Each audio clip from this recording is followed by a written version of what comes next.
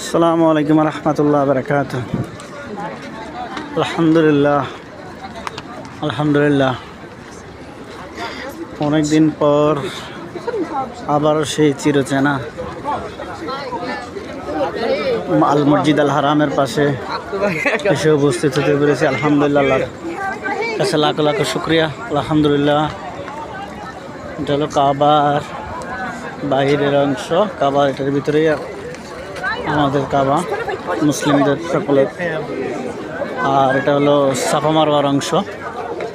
আলহামদুলিল্লাহ হাজি, আলহামদুলিল্লাহ এখন এটা এক পাশ মাত্র হারামের, এটা একটা পাশ। এইখানেই অনেক আলহামদুলিল্লাহ অনেক হাজি।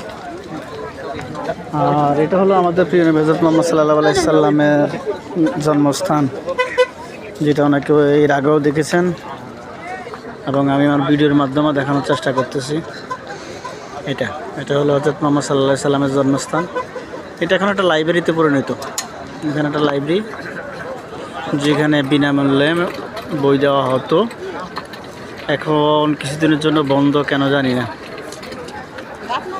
আর এটা হলো বাদশাহ বাহাদের বাড়ি। হেরেমের পাশে অবস্থিত। যারা এখানে আসছেন তারা জানেন এটা বাদশাহ বাহাদের বাড়ি, বাদশাদের বাড়ি। এখানেই বিভিন্ন দেশ থেকে আসা সম্মানিত ব্যক্তিগণ অথবা বিভিন্ন গভর্নমেন্টের সার্ভেন্টগণ এখানে আসেন। বিশেষ করে যারা আমাদের বাসায় যেটা বুঝি মন্ত্রী, এমপি, প্রধানমন্ত্রী, তারা আসলে যতদূর জানি এটাতেই থাকে আর কি।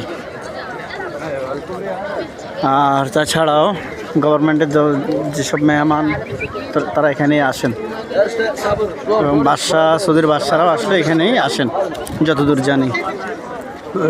আর এটা হলো কাবার আঙ্গিনা। মাশাআল্লাহ, আমরা যাচ্ছি এক পাশ থেকে আরেক পাশে। এটা কাবার আঙ্গিনা। মাশাআল্লাহ, সব দিকেই মোটামুটি ভালো হাজি। আমরা আজকে উপর দিকে যাওয়ার চেষ্টা করব,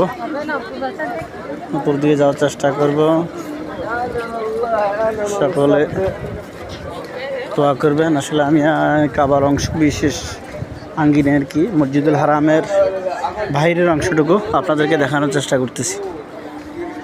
এটা হলো বাইরের অংশটা, বাদশাহ পাহাদের যে বাড়ি অথবা বাদশাহরা যেখানে থাকেন ওটার পাশ দিয়ে একটা ব্রিজ, আমরা যেটা বলি ফ্লাইওভার টাইপ কিছু আর কি।